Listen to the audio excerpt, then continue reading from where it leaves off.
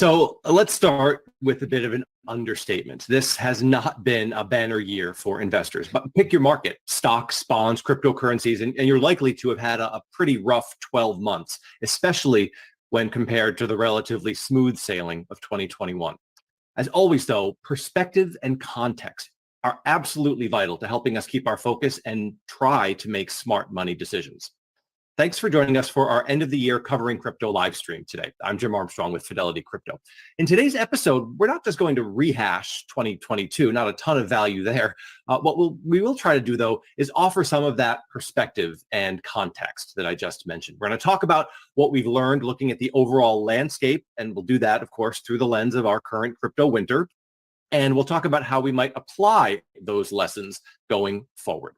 We're lucky to have a pair of fantastic guests with us today to have this conversation. Fidelity's Jurrien Timmer is here to talk about the big picture. Jurrien is our director of global macro, so he's got his attention firmly focused on the far-reaching trends and historically market-moving events that obviously matter to all of us, including in the crypto space.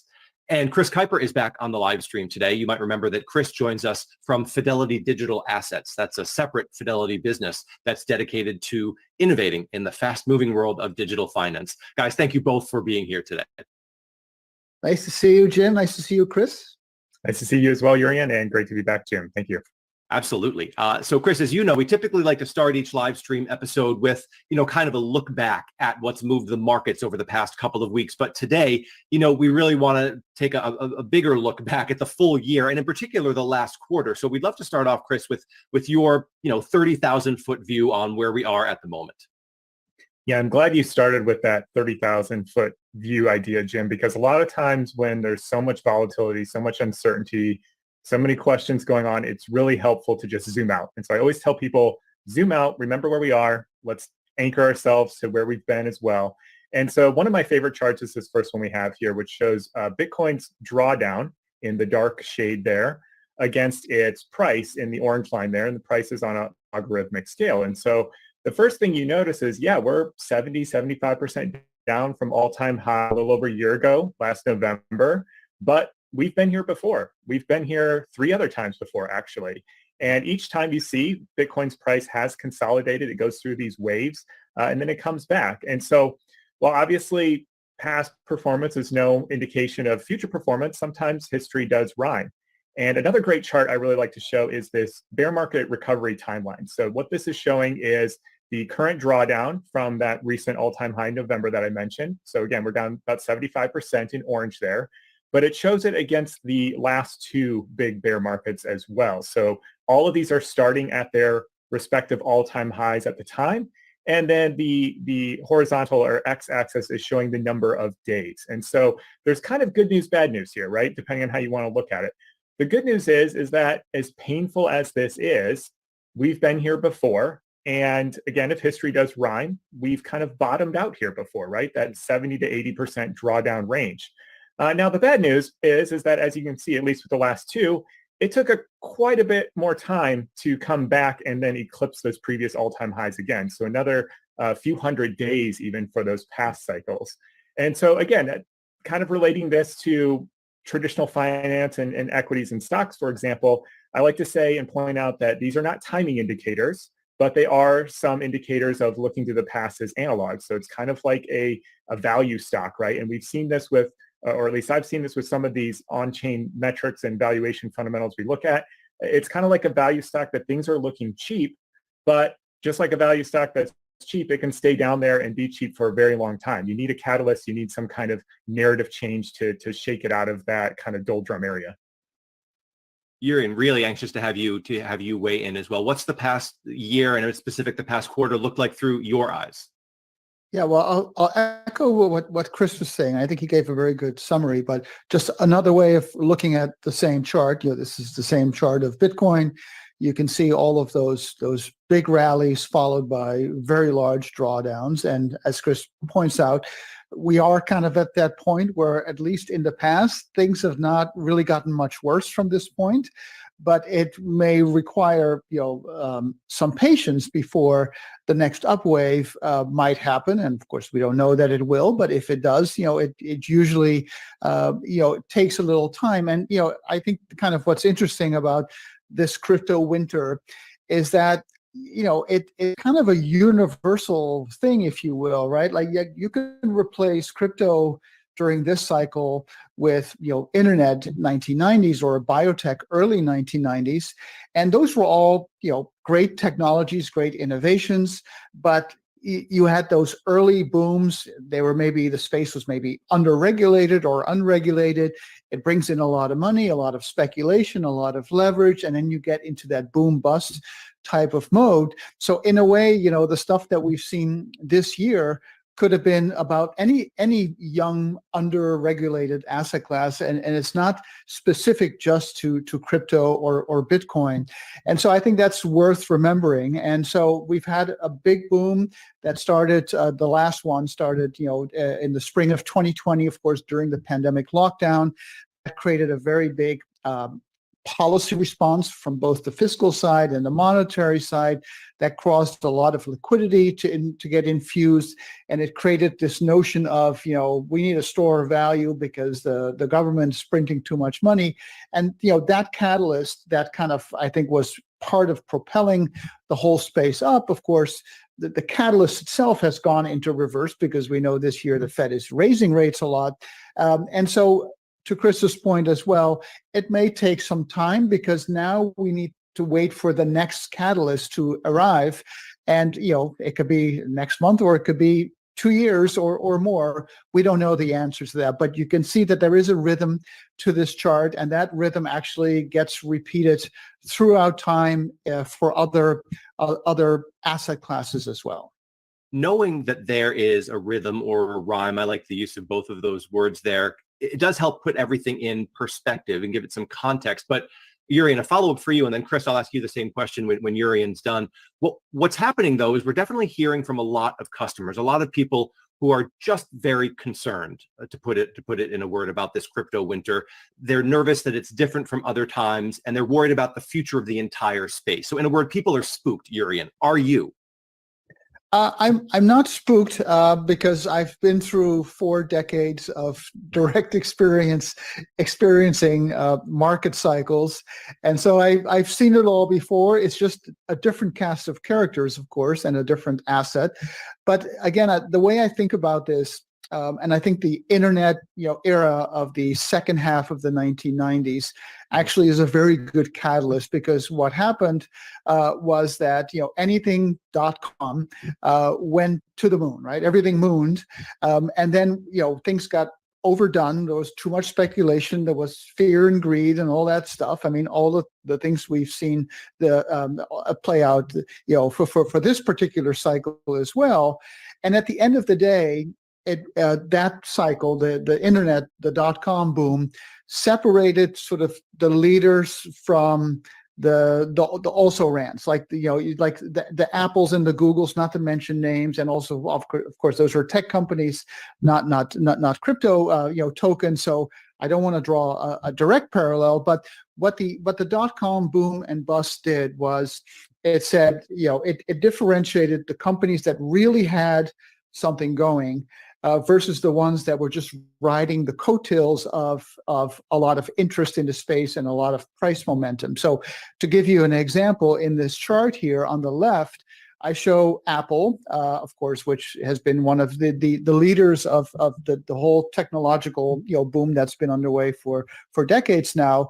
But that was Apple going into the 2000 peak. That was the .com peak. And on the right, I show an index that doesn't even exist anymore. It was called the Interactive Week Internet Index, and that was an index of all the high flyers. I mean, it would have included Apple as well and Amazon and others, but it would also would have included companies that didn't really make it. Like we all think of Pets.com as the poster child of the internet era, and maybe like Priceline and eBay and other online businesses.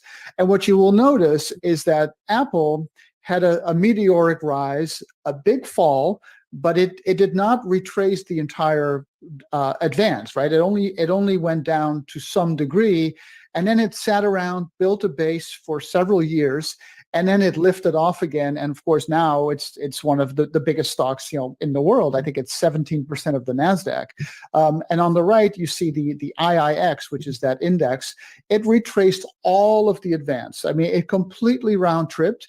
And it never recovered, basically. It recovered a little bit, but it never fully recovered. So the point here is, and in the gray line, I show Bitcoin overlaid, same scale, by the way. You can see how close that fit is, right? So different asset, different era, everything is different, but the idea of this is an innovation, it attracts a lot of money, it's not quite regulated, all kinds of crazy things happen. And so you see how Bitcoin, and I just use Bitcoin as an example of, one of the more primary, digital assets out there. You can see that it's at that fork in the road, right? If Bitcoin is like Apple, a leader in the space, then it probably has to sit around for a while to build a base, to find that next catalyst, to get that value proposition back going. And I suspect that it will require some regulation. I think that the whole industry is kind of crying out for, will we get regulated, please, so we know what the rules of the game are. And so that would be kind of the glass half full approach, and the glass half empty would be that, it's like pets.com and it will never recover. Now, I don't personally think that at all. I think it's more towards the left than the right, but that is just my personal view. But we're in that fork of the road where if that the winners, the tokens that really have a use case, that have a big enough network, will make it, even if it takes some time to do so. And the ones that were just kind of speculative bubbles that really didn't have a place, or they didn't have strong protocols, those will go by the wayside and stay there. And if we can bring up the next slide, I just kind of put an exclamation point behind that. I've done a lot of work on Bitcoin and on its adoption curve, and looking at historical what we call S curves, these exponential growth curves of new technologies, whether it was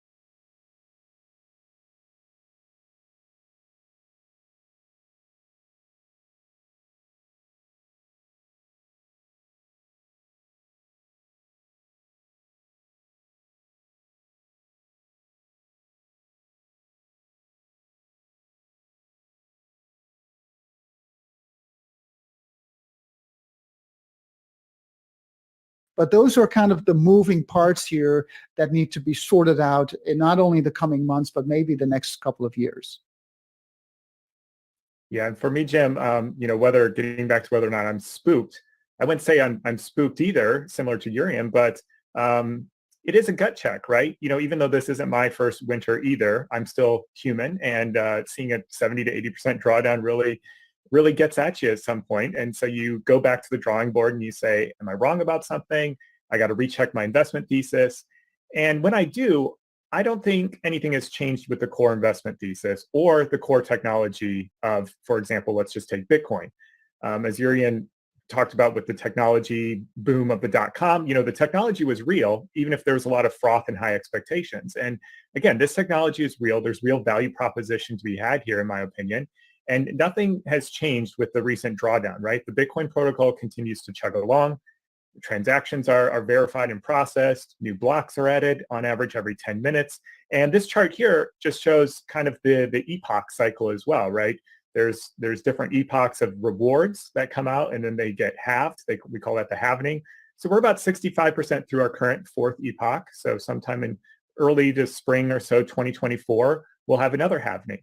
And so this continues to just kind of chug along. And also remember, the Bitcoin protocol itself, the code, all the computers running these code, they don't even know what the price of Bitcoin is. The protocol doesn't care, right? And that's kind of the beautiful thing here. And then specifically, if I go to the investment thesis on it, again, I'll just take Bitcoin as an example. Nothing's changed in terms of it being a monetary network that anyone can plug into, global, permissionless, censorship resistant. And nothing has changed in terms of Bitcoin, the token, the asset, being this emerging monetary good, which we've talked about on this show before. Something with a completely predictable and, in my opinion, unchangeable constrained supply. And so I think if I have to say, if there is something that has changed, I would say something's changed in the small to intermediate future. And Urian touched on this with macro. And so we have to be honest that we are in a regime of higher interest rates. And I'll leave the macro to Urian, but just to say that on a relative basis, when interest rates are going up and other things are paying higher real rates, the US dollar is getting stronger. That is less attractive for something like Bitcoin, right? But again, personally, I think in the long term, we have to go back to negative real rates. The central banks are going to ease again and print again, whether we get another recession or just in terms of the backdrop of all the debt that we have to whittle away or inflate away. I do think we go back to that, and then Bitcoin's core value proposition will be rediscovered by many once again. Thank you for that. That's a great segue actually to a customer question that we have from a live stream viewer, and I'm going to hand this over to Urian. And the question, it seems fairly straightforward, but it's going to be complex to answer. How long do you think the correlation between Bitcoin and the S&P 500 will last? So for context for folks, not so long ago, I think part of Bitcoin's attractiveness was that it seemed to be a hedge against other investments, meaning so maybe when stocks were down, Bitcoin was up and vice versa. And we kind of saw the same thing with other crypto projects as well, even ones that had, different use cases in utilities. And that's no longer the case. So Urian, to Henry's question here, what gives, right? Well, will stocks and crypto move in opposite directions again someday? I think so. So just to give a little history. So Bitcoin, until this last kind of final boom and bust, or not final, but this latest boom and bust, really had no correlation to the stock market. Like you do a correlation analysis between Bitcoin and the S&P 500, the correlation was like zero. And at the same time, even though Bitcoin, of course, is highly volatile, it's what we call Sharpe ratio. It's risk-adjusted return. So the return divided by the volatility of the asset class was very competitive with, and still is actually, with either the stock market or a 60-40 stock bond portfolio. So that was part of the value proposition from an asset allocation perspective, which is how I kind of entered the space. But then what happened was too much money was chasing it. You got all of that excessive leverage, that kind of too much greed, and then we had the crypto winter. But that crypto winter maybe would have happened on its own anyway because of bad actors or too much leverage in the system. But it was compounded by the fact that the Fed went from a super accommodative monetary policy to now a super restrictive policy, right? So as that liquidity spigot goes from full on to being completely shut off and put in reverse, it kind of drained the liquidity out of the system. And that was not unique to crypto. I mean, it happened to crypto. It still is happening. But it was also happening to both the stock market and the bond market, right? So when the Fed is raising rates, it kind of sucks the air out of everything. And that's why Bitcoin and the stock market have been correlated. But basically, everything has been correlated, not just Bitcoin or crypto, but all asset class that require some form of liquidity. Even bonds were affected by this. So that's why the correlation has been so high among all asset classes, including crypto. Once that pendulum has been reset in terms of the monetary policy, and we go from super accommodative to super restrictive to something more neutral, or maybe back to accommodative, as Chris just mentioned, I think at that point, the correlation will kind of hopefully go back to what it used to be, which was an uncorrelated. Like Bitcoin was not negatively correlated, but it was uncorrelated to other asset classes, and that was part of the appeal. Got it. Thank you for that. Hey, Chris, next customer question for you, if you could. A viewer named Marshall asks, in recent light of the volatility, what are the odds that these can go to zero? So not super clear from Marshall's question what he means by these. So let's answer, if you would, based on, let's go with Bitcoin and Ethereum, which currently have the lion's share of the crypto market. Sure, great question. And it's a question that obviously comes up in volatility, like you said, but it should be a question everyone answers first before they make an allocation or investment. We have to acknowledge, we have to be intellectually honest that there is a non-zero chance both of these could go to zero in terms of dollar terms. As much as I believe in something like Bitcoin, there has to be a probability that you assign. Now, it might be a small, it might be a larger one, depending on your viewpoint, but nobody can say there's a 0% chance these things go to zero. Run away from those people. They're not being honest as well. And so when I look at it, something like Bitcoin, there are some things that I think are true risks. There's things that we've talked about in the show that I don't think deserve as big of attention. But if I had to pick out some of the true risks that could take this down to next to nothing, one could be a bug in the code. We have had 2 bugs in the Bitcoin code that were identified and patched very early on. So not a big deal or catastrophic. We had, of course, a big bug in Ethereum when it launched right away. And so there could be another one. Now, the code's open source. People have been poring over the code for a long time, especially Bitcoin. So I think that probability is small, but it's still there. And then really, there's just the unknown unknowns, things that we can't assign a probability to because we don't know. You have to be honest that something that you can't even imagine could happen to these things, right? And so having said all that, I personally think, taking just Bitcoin, for example, I think the probability of it going to zero is very low. And there's a few reasons for that. Number one is what we call the Lindy effect. And this is not new to crypto. This is a term that's been around for a long time. I think it started in show business, comedians, stuff like that. But if you think about it, the Lindy effect says the longer something has been around, the more likely it will continue in the future. Now, that sounds kind of like a silly, trite tautology or something, right? But if you think about like a Broadway play, what do you think will go on another year? Phantom of the Opera, which has been going on for decades, or some new Broadway play that just started and it's only been running for 3 months. Now, of course, it's going to be Phantom of the Opera, right? And so it's the same thing with something like Bitcoin that's been chugging along for over 13 years now. Everything you thought that could kill it hasn't killed it yet. It hasn't gone to zero. And there's actually a couple of websites out there you can check out that try to document all the times the media, the press, journalists, commentators have said Bitcoin is dead, it's dying. These go all the way back to 2010, 2011, when Bitcoin was just a few dollars. People are already saying it was dead, right? So the other thing we can talk about too is if it were dying or people becoming apathetic about it, you'd see this in some of the fundamental data. You could look at the number of addresses being created, the transaction volume, the number of nodes, the hashing power. All these things are holding up very well or even going on to make new highs. So again, that tells me despite being 80% down in price, nothing's really changed fundamentally here. And then with regards to Ether or the token on Ethereum network, I do think personally that the odds are higher that it could go to zero relative to Bitcoin. And that's just because Ethereum is newer. It came after Bitcoin, so it hasn't been around as long. The code is more complex. They've got a very aggressive roadmap to continue to upgrade and change the code. That brings in more risk surface area. And there's just way more competition for Ethereum. We've talked about on the show before how we think Bitcoin is best understood as a emerging monetary good.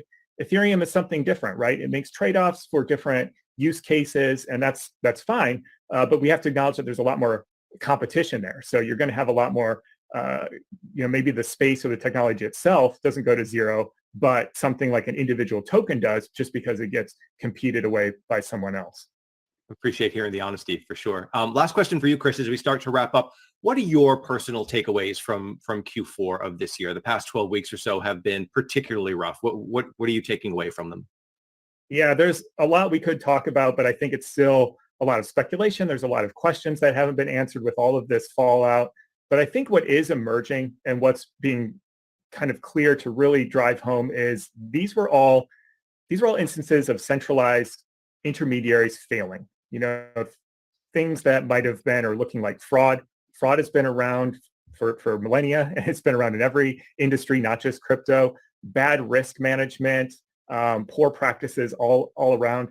These are not unique to this technology. And so I think it's important to distinguish between things that can happen to centralized intermediary companies or bad actors versus is something wrong with the technology itself? And I would argue we haven't seen any of this arise because of anything inherent in the technology of Bitcoin or any of these other digital assets. And so I think that's the key thing to focus on here. This technology has always been about decentralization, and that's what we should continue to focus on and strive for, not some of these things that have come about by bad actors or poor centralized intermediaries.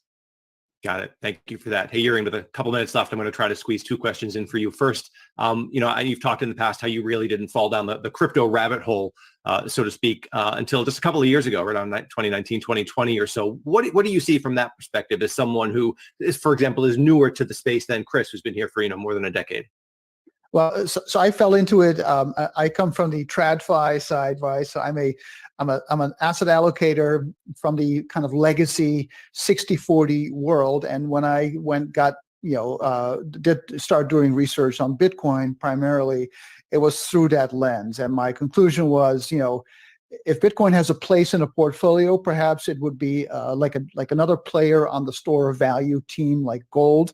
So maybe a digital gold, and so that's kind of was the lens through I came through. But other people will have different lenses. It could be more purely about technology or payment systems. But I guess for me, the bottom line is that it took me, a couple hundred hours to really onboard myself, and even then, it's been a never-ending battle to just kind of try to stay on top of this. So my advice to anyone who's interested in the space is don't get all your research from social media. Like, do it, get the data, try to get the data, and really develop your own investment hypothesis or thesis, and that is what will give you the conviction that when you get a crypto winter like we do this year, you actually maintain the conviction to hold on, because otherwise you're going to end up selling and probably at the bottom. So the rule was do the work and become your own expert.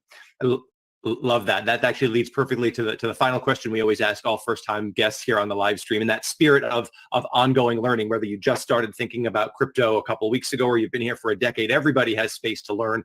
Last time Chris was on, he talked about wanting to know more about the Lightning Network, for example. What has your interest these days? So my sense is, through my lens as a TradFi person, is that Bitcoin is trying to become money, right? So money is a couple of things. It's a store of value. It's a medium of exchange. I think Bitcoin was developed with the sense of becoming a medium of exchange, but I think for many it's been too volatile to do that, right? I mean, if the value goes up and down a lot, can it really be money? So I think that's one of the challenges for Bitcoin in the future, is to become more like actual money, and it would do that by building its network ever larger, right? The last chart I showed the network. So for me, the thesis, the bullish thesis rides on that network continuing to grow, and then you still need kind of the macro catalyst to either speed it up or slow it down, and that's what this chart is about. This shows what we call real yield, so interest rates minus the inflation rate.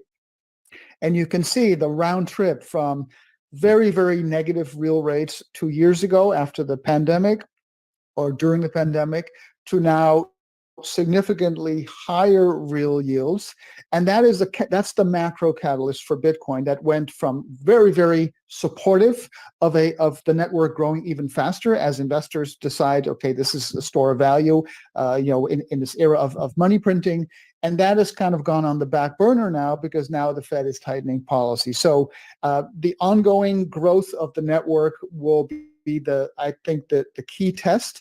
And that growth in the network will be either sped up or slowed down by by how much liquidity is being created by the Fed and by the Treasury Department. And so those are the elements that I'm looking at going forward. Thank you for that. I know we went a couple minutes longer than we normally do for a live stream, but at the start of the show, we promised context and perspective. And I just have to thank you both for delivering that in spades. Really, really useful conversation. So thank you for joining today. Thank you. Pleasure. Yeah. And for folks who are watching, thank you for sticking with us. We appreciate it as always. Just a reminder, we're going to take a little bit of a holiday break over the next few weeks. So our next Covering Crypto live stream is actually set for the 13th of January in 2023. We sort of collectively plan to take a deep breath here at Fidelity Crypto.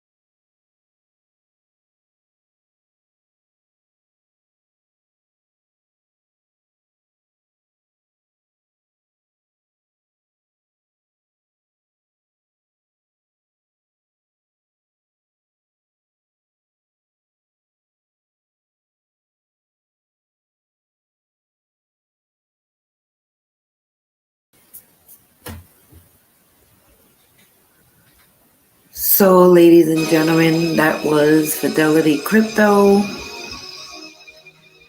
Gave you kind of a rundown on what they're doing. They're doing a live on the 13th, but you can go to fidelity.com, get on the list for crypto. I guess they're going to have just a registry first before they launch the full crypto exchange. And the whole purpose of crypto is to be decentralized and not deal with the banks. But in my opinion, it's probably more user-friendly for the new people. Sure, they'll trust the bank because people trust banks. And if you're new into crypto, it might be a good way just to get you started, get your feet in the water. I recommend you go to fidelity.com and you can basically look into their website and register and join the webinars and the podcast and like and subscribe to the channel. And until next time, thank you, good night, and invest wisely. Oh, by the way, the link is down on the bottom ticker, fidelity.com.